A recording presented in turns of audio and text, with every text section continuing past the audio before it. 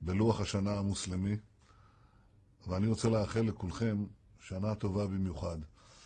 אנחנו חווים אותה ברגע מאוד דרמטי בהיסטוריה של האנושות ובהיסטוריה של המזרח התיכון. אנחנו חווים את האביב הערבי וכולנו רוצים שהוא יפרח ויצליח. אני יודע שזה נכון לגבי אזרחי ישראל הישראלים שיודעים את טעמה וטבעה של הדמוקרטיה ויכולים לשמש מגדלור לאחיהם במרחב הגדול הזה. אנחנו רוצים בהצלחת החברות הערביות. אנחנו רוצים בהצלחת הדמוקרטיות הערביות. אני יודע שאם תהיה דמוקרטיה אמיתית, תהיה גם שלום אמיתי. אבל אנחנו לא מחכים לזה.